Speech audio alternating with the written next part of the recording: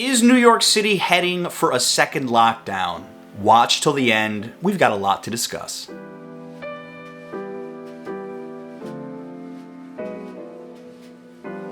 Hey everyone, it's John coming to you from my new apartment in Park Slope, Brooklyn. And if you missed the apartment tour video, putting a link to it down below in the description and a card, definitely check it out. The news on everyone's mind right now in the Big Apple is New York City heading for a second lockdown?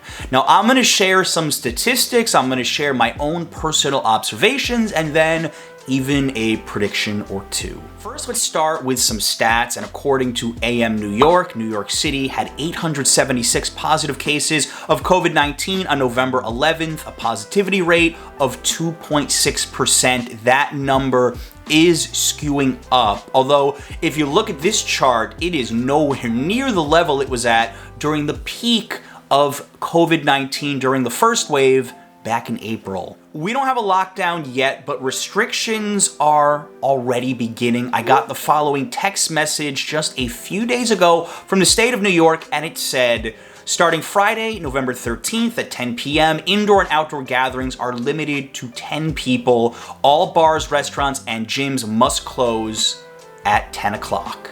Places that served alcohol were already closing at 11 p.m., so that's not a huge adjustment here. I do wonder about the 24-hour diners. I believe they were still allowed to serve. That's gonna change, but the biggest question mark for me is the state limiting the amount of people that can even be at indoor gatherings to only 10, because what's coming up? Thanksgiving, Christmas. These are all things that we did not have to deal with during the March and April surge here in New York City. Big family gatherings, I guess we could say Easter, of course. But will people adhere to these guidelines in a place like New York, which is so multicultural? There are so many big families here. You know, Thanksgiving and Christmas easily could be well over 10 people in many New York City apartments and homes. So that's something I'm curious about, how that's gonna go, and if we're gonna see the numbers spiking up after those holidays. Now, New York State recently passed a color-coded system to stop micro-clusters from spreading beyond certain cities or neighborhoods, even in New York City. So there's yellow, orange, and red. And I'm gonna show you exactly what the differences are right now. If an area is yellow, restaurants only allow a maximum of 4 people at a table. Now, when we move up to orange, indoor dining is completely shut down, and high-risk non-essential businesses like gyms and personal care are closed. Moving up to red, this is basically like a full lockdown situation where, you know, you can only have essential businesses and takeout food, and we have not seen that come back just yet. There are actually areas of New York City that are in yellow and orange right now. Staten Island just moved into yellow. Southern Brooklyn has a couple of areas that are in orange right now. Queens has some spots that are in the yellow. Let's chat about my personal experience living in New York City during the pandemic, and I have to say that the resiliency I've seen from the local communities here and the local businesses has been nothing short of extraordinary, considering the situation that everybody is in right now. And I have seen some return of, I'm not gonna say normalcy, but daily life going on. Even riding the subway right now, I'm seeing more and more people. You know, comparing where I live now in Park Slope, Brooklyn to Manhattan, I actually see more people out here. Manhattan was by far more deserted in my opinion.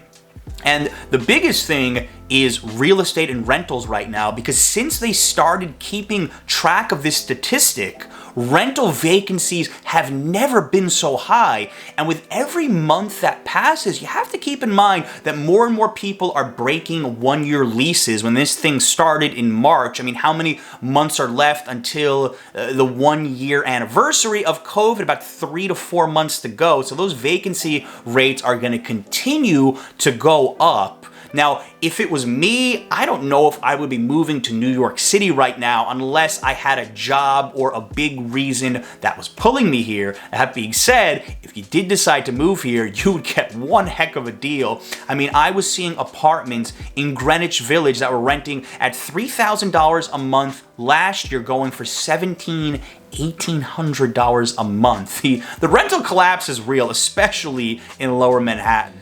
While I've seen a lot of good from the people of New York City, I've also seen some bad things, and I think the biggest culprit was back in September. I was in the Village and I looked up at a rooftop and I saw what must have been 100 people at a party. They were drinking, so obviously no masks. I'm assuming they were college kids at NYU or one of the surrounding schools here. Just stupid. So stupid. And sometimes I see people on the subways either not wearing a mask, hardly wearing a mask. Unfortunately, I just think things are gonna get a bit worse here before they get better. Now, before moving forward, I do want to bring some positive news to you guys, and many of you cannot visit New York City this year for the holidays, but if you want some of that New York City spirit in your apartment and you want to support a local artist, check out Adriana's new store. She has these amazing wall prints of very famous locations in New York City, and so many of you have already bought from her. I'm offering you all a 20% discount for being viewers of this channel. Use code Adriana. These prints are very cool and they ship worldwide. While I'm not gonna go out and promote people traveling to New York City right now, Governor Cuomo did release some new guidelines back on November 3rd, which are really interesting. Now, if you're traveling between New York State, New Jersey, Pennsylvania, Connecticut, Massachusetts, and Vermont, these guidelines do not apply to you. And many of you watching are from international destinations where you wouldn't be able to come here as a tourist anyway. However, if you're watching from the United States, here are the new rules. If you get a negative COVID test 72 hours before coming to New York State, then quarantine for 3 days, and on the 4th day, get a second negative COVID-19 test, you can leave quarantine early and not have to spend the required 14 days like you normally would in quarantine. Now, if you're more curious about how this works, I'm putting a link right here in the description. Head to the website. Honestly, guys, I am not an expert on the constantly changing travel restrictions in New York State. I did have a friend just fly in from Mexico, and she said that at JFK, there were National Guard troops there making people sign forms, I suppose to say that you are going to be adhering to the quarantine measures. But again, I can't promise you, what it's going to be like coming to New York State right now. Check that link down below if you're curious. Everything I'm going to say from here on out is just a guess. It's my personal prediction. New York City has only 25% capacity right now for indoor dining, and if you were paying attention to how the measures were being lifted throughout New York State, the city was always last for everything. I think that 25% indoor dining, I think that's the first thing that we're gonna lose as restrictions continue to go up here. Now, I'm adventurous. I'm willing to sit outside if it's sunny, if it's in the 50s, even maybe the upper 40s. But if there's no heat lamp, I'm not going to be doing outdoor dining. It's going to be a little cold even for me. As far as closing all non-essential businesses and having dining just be takeaway, I hate to say it, but I predict at some point, it might be just a short period, I think New York City is going to go through that again. And I am generally an optimistic person, but that's where I think this is heading. The bigger question I have is, how will restaurants and local businesses survive more restrictive measures? Now, we did a great video going to some iconic spots in the East Village. We chatted with the owners at Veselka. If you missed that video, I'm putting a card to it above. And, they talked about all the struggles they had to go through, and they told me how they think they could survive another lockdown because they have such a strong base of customers, but they were worried for other local eateries. They don't know how they would do, and I'm worried about them as well if dining was completely closed and takeout only, I think there would be some casualties, truly, and I'm really afraid for these local businesses. On a personal note, I still have lots of questions. Will I be able to continue going to the gym? I just signed up about 2 weeks ago. Will I be able to go to my barber? Will they shut that down again? There are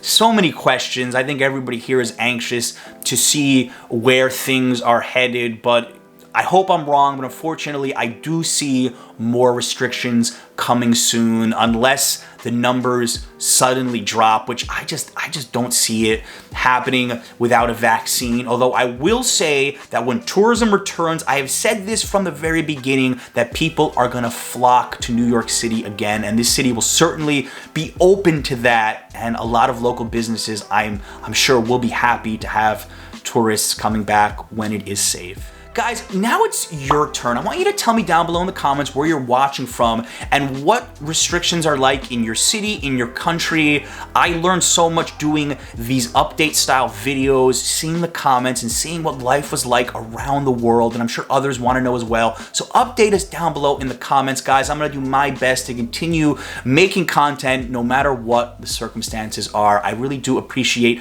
your support so much. Thank you, as always, for watching.